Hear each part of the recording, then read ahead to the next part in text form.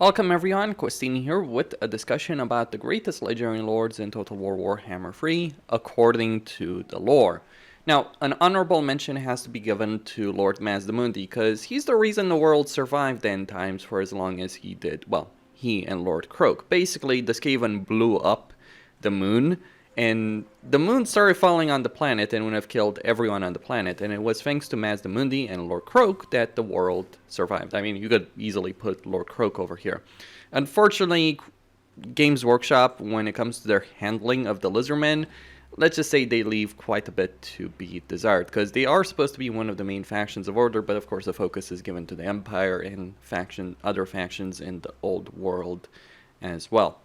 Now, how is Mazdamundi in the game? Well, he's the worst Lizardman legendary lord. He's the least significant. He's pretty generic, and his benefits on a campaign side of things just leave a lot to be desired. He also has the worst legendary lord campaign of the Lizardmen, with a really rough start, though of course you can end up dominating pretty much once you end up taking over these enemies. But it is a pretty rough start, it is a pretty slow start, and Mazdamundi, while certainly he can become really powerful, he just doesn't start like that from the beginning of his campaign. So quite a bit to be desired with him from a game perspective, and well, I feel like Games Workshop could have done a lot better with the Lizardmen in general. At number 5, we have Teclis of the High Elves. Of all the High Elven characters in the lore, Teclis is the most significant one, not just for his race, but for the world at large. He is the one that taught the humans, the Empire, magic. He is the one who's been traveling the world, trying to keep the world together against the forces of chaos.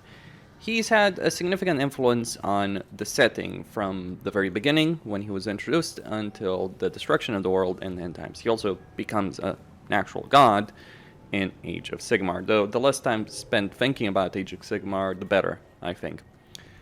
So Teclis is a very significant character because of what he's done around the world to keep the world unified against the threat of chaos. He's also kind of responsible for the end of the world. Well, the Skaven and Archaon and Manfred are to a greater extent, but let's just say Teclis' response to that situation wasn't exactly the greatest one in the world, considering what he ended up doing with Ulf-1, suffice to say. As in, basically being one of the main people responsible for the complete and utter destruction of Ulf-1 in the end times. And also the fall of Middenheim as well to Archaon, because, well, like Horus said about the Emperor of Mankind, you stole power from the gods. That's exactly what Teclis did in the end times. He stole power from Ulrich in the end times, and without that power, Middenheim was vulnerable and it fell to chaos. So, mission successfully failed Teclis, also considering some of the other things he's done. He's as close to a villain as you can possibly get, considering all the shenanigans he got up to in the end times. I mean, hell, the way I read it, it's like you might even blame him for Nagash's return to a certain extent or another. Thanks, Teclis. You really screwed that one up in a very significant way. Now, in the game, Teclis is the worst legendary lord of the High Elves, and his campaign doesn't really reflect his role in the lore at all. Like, Teclis should be a world wanderer, going around the world, helping the forces of order, kind of like what Axiatel ends up doing in his campaign. That's exactly what Teclis should be doing, like having a campaign in a certain territory, but also going around the world, helping people out in order to combat the forces of chaos. That's exactly not what he's doing in his campaign. And he's very much focused on magic, sure. But his faction effects, his Lord skill line, I mean, he is certainly one of the best casters in the game, absolutely.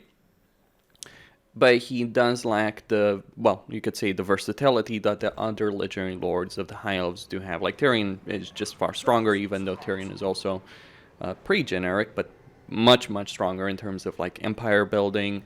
And let's not even talk about the Lifanar, Elariel, Elfarion, and even Emmerich have much better campaigns and a great deal more faction strength, which is a bit of a shame because I do think Creative Assembly didn't do Teclis properly, in the sense he's always off in always in his own little corner of the world, doing basically squat for the world at large, and I just don't think that suits his character in any way, shape, or form, considering what he's done in the lore. We have, well, Malekith. Yes, lovely Malekith. Fantasy Anakin. Darth Vader, if you will, 2.0. The shittier version. Malekith isn't a popular character for plenty of reasons. He's viewed as Mama's boy. He's viewed as a pathetic weakling who got a lot of people killed in his temper tantrums. Kind of like Anakin, except he doesn't have a great voice actor or interesting story behind him. He's just hungry for power and resentful over the fact that he was denied his rightful place on the throne. But I would be remiss not to mention that Malekith is one of the more significant characters in the lore in general. He is the guy who made the High Elves as they currently are through his war, his civil war, to try and gain the crown. He's the guy who instigated the War of the Beard, or the War of Vengeance between the Dwarves and High Elves, significantly weakening both of those races and allowing Chaos to take advantage of the situation. And he is the rightful king of the High Elves, or rightful king of the Elves, according to the end times. Don't get me started on that piece of trash. It is particularly awful. But he is a very substantial character. A great deal of magic power, great fighting ability in general. And he actually has accomplished a lot throughout the lore. It's just that, yeah, he's kind of a prick, a gigantic one. And a lot of people do hate him, and a lot of people do mock him. And I'm not talking here about the fan base, I'm talking here about the lore. Which I guess makes it appropriate that in his campaign, he starts in an unenviable positions, hated by pretty much many of his neighbors, and having to fight some pretty powerful ones at that. Like Grombrindal and Valkia are certainly no easy opponents to have to deal with in your campaign. Though, to be fair, you can avoid fighting Valkia, but still Malekith's campaign situation is probably appropriate, minus the whole fantasy or fanfiction scenario that the end times presented, with him being the rightful king and actually taking control over the entire elven race. Here, the only control you're going to get over the entire elven race is for direct military conquest of Ulthuan. That's how things are going to go for him. Which is probably more appropriate for Malekith, because that's what he's tried to achieve in the lore since he started that little civil war that he's well known for. And yeah, the end times just handled that entire situation very, very poorly. At number 3, we have Grimgor Ironhide. Grimgor is an amazing character. When I think of a greenskin in Warhammer, I think of Grimgor. He is a force of nature, a machine of death and destruction that cannot be matched, and he wasn't matched. From the very beginning, when he was introduced to Storm of Chaos, to the end times, Grimgor has been an unstoppable machine. In Storm of Chaos, he just showed up and beat the crap out of Archaon.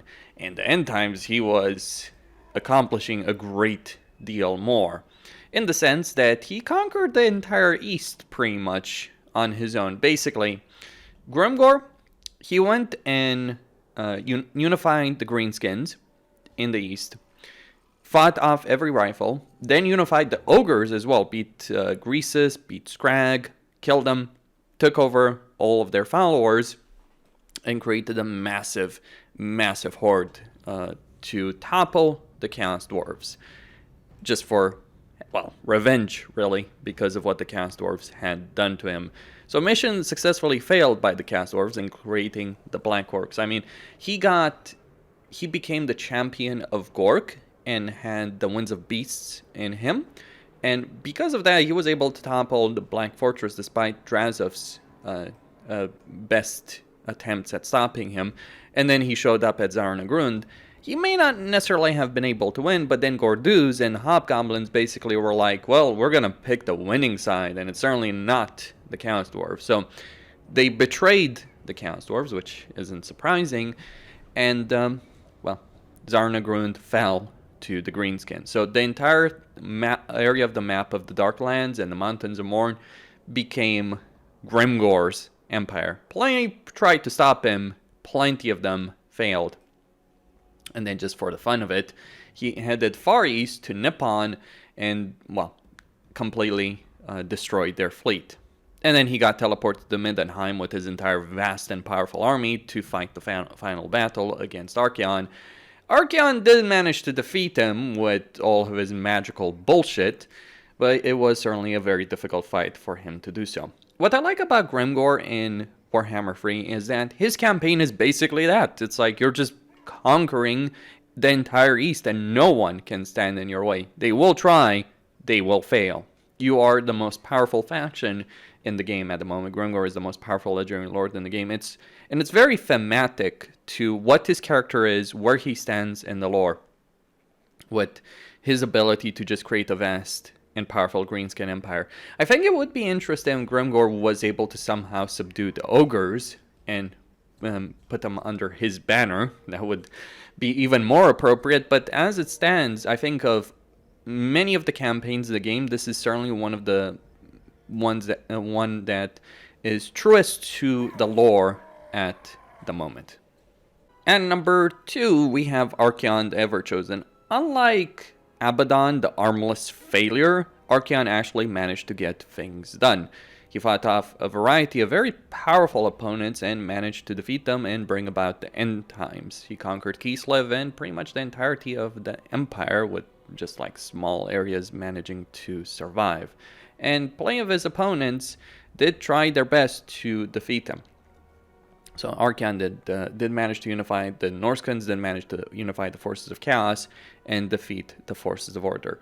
Helped in copious amounts by, well, Teclis' shenanigans to begin with, Manfred in the last 100 meters, Nagash and everything Nagash ended up doing in the end time period, the Skaven blowing up the entire moon and completely eliminating the Lizardmen from play.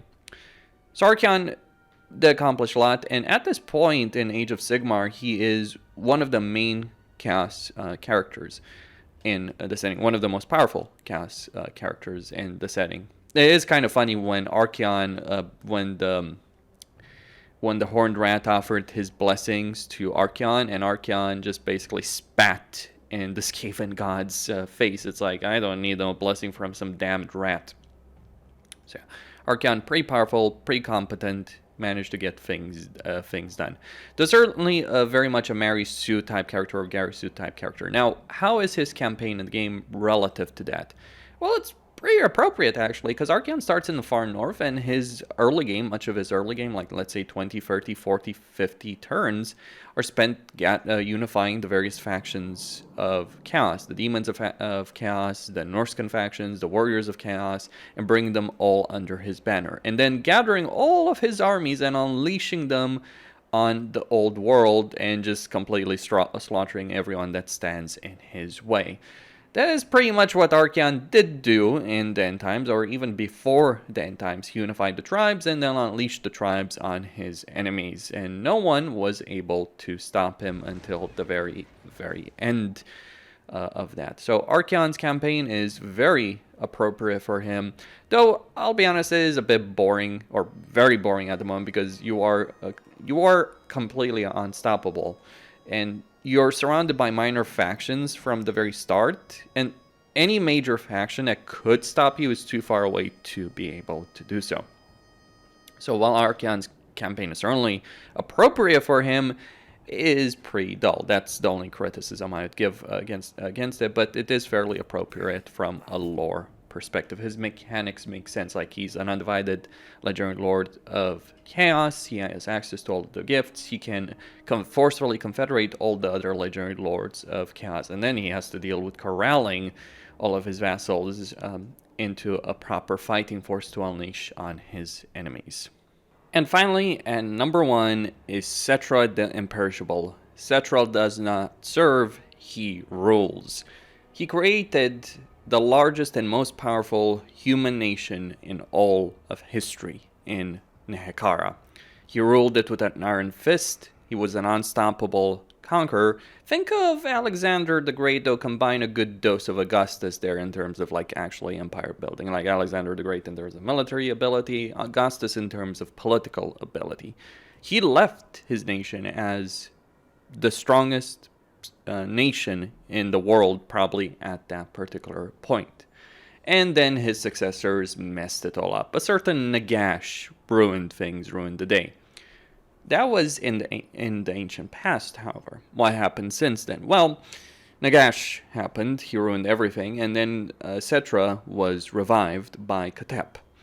Now, Settra wasn't particularly happy as to what was happening when the Tomb King started rising from the dead. He wasn't happy about the political instability in Hekara, and he certainly wasn't happy with Katep and the failure of the mortuary cult. So he exiled Katep and sought to bring order to his land and gathering a massive army to conquer the rest of the world, as all things should be.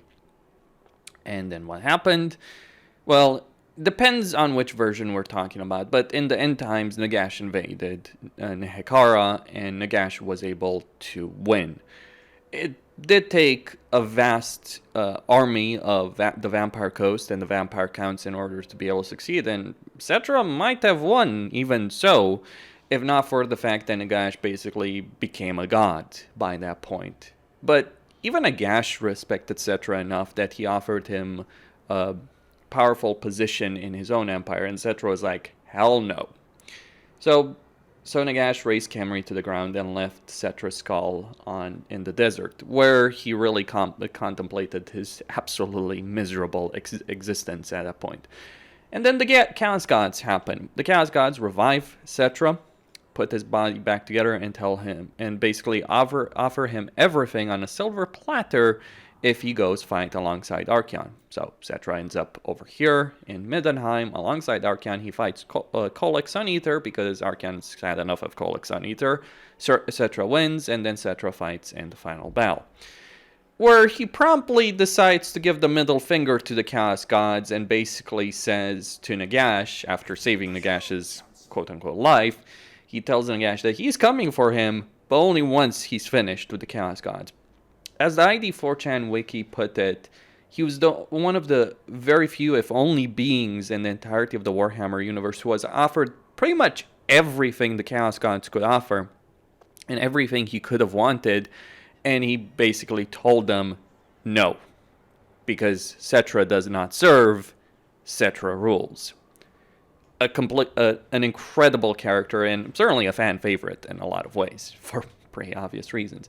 Now, how is his campaign in Warhammer free? Well, it's not quite great. See, the problem is the Tomb Kings are limited because they can only have one army, and the Thunderdome that's happening over here in Khemri certainly isn't great. And then the Tomb Kings have issues because of the Books of Nagash and all that, the implications therein.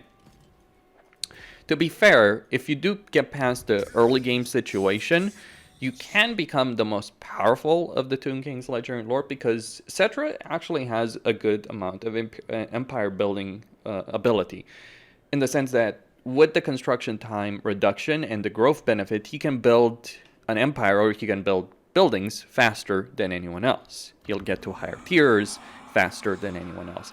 Archaon is much better from a practical standpoint, but if you do manage to overcome the early game, you become the dominant faction in this particular area of the game. And then Settra rules, he does not serve. It's certainly a campaign at the moment that benefits from the fact that, hey, you can get the Casket of Souls from turn 1 at the moment if you're willing to basically spend all of your gold on it. Not necessarily the wisest decision in some ways, because you might want to get open graves and save the gold for some other things. But still, there is a great deal of potential right now, at least just because you can get the Casket of Souls. But there's also plenty of issues in this campaign as well at the moment. I think the Tomb Kings, they don't need a rework, they need fixes. That's the thing with their campaigns. Like, I wouldn't necessarily say they need an extra army capacity, though they probably should be able to get an extra army faster than they can, or have a better way of getting canopic jars. And that is all there is to say. Costin signing out. Don't forget to subscribe, like, and enable notifications, and stay tuned for more.